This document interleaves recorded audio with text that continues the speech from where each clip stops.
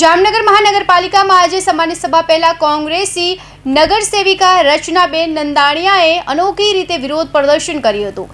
તેમણે પોતાના કપડા પર કાદવ અને નકલી ચલણી નોટો લગાવીને ટાઉન હોલ ખાતે પ્રદર્શન કર્યું હતું। જામનગર મહાનગરપાલિકામાં આજે સામાન્ય સભામાં વિપક્ષ કોર્પોરેટર રચનાબેન નંદાણીયાએ ગુલાબનગર વિસ્તારની ગંભીર ભૂગર્ભ ગટર સમસ્યાને લઈને અનોખો વિરોધ પ્રદર્શન કર્યું હતું। તેમના જણાવ્યા મુજબ આ વિસ્તારના રહીશો ગટરની સમસ્યાથી ભારે હાલાકી ભોગવી રહ્યા છે।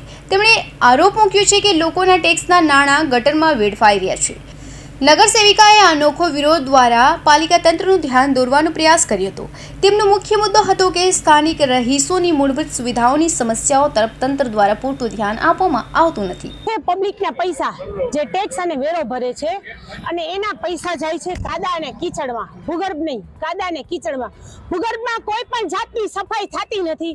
સફાઈના નામે લૂંટ મચાવી છે। ફોન કરીએ તો 2 દિને 3 દિવસે આવે છે અને 2-3 દિવસે આવી અને ખાલી સળીઓ મારીને વયા જાય છે। પાછું ફરીથી એની જગ્યાએ પાણી ભરાઈ જાય છે।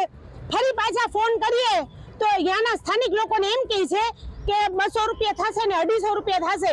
એટલે આ પબ્લિક પાસે પૈસા લે છે અને આ પબ્લિકના પૈસા ખરી રીતે અને વારંવાર કમ્પ્લેન કરવા છતાંય આ લોકો કમ્પ્લેન કરી જાય છે, સળીઓ મારી જાય છે। બીજા નંબરમાં કોઈ પણ જાતનો રેકડો લઈને આવતા નથી, ઢાંકણું ખોલી અંદરથી કાદો કીચડ કાઢતા નથી, કોઈ પણ જાતની ફરિયાદ સોલ્વ થતી નથી। એટલે એ માટે થઈને અમારે આ ટાઈપનો વિરોધ કરવો પડ્યો। આજ જામનગર મહાનગરપાલિકામાં સામાન્ય સભા પહેલા કોંગ્રેસની નગરસેવિકા રચનાબેન નંદાણીયાએ અનોખી રીતે વિરોધ પ્રદર્શન કરતા પોતાના કપડા પર કાદવ અને નકલી ચલણી નોટો લગાવીને ટાઉન હોલ ખાતે વિરોધ પ્રદર્શન કર્યું હતું। કૌશિક પટેલનો report, Hind TV news, Surat.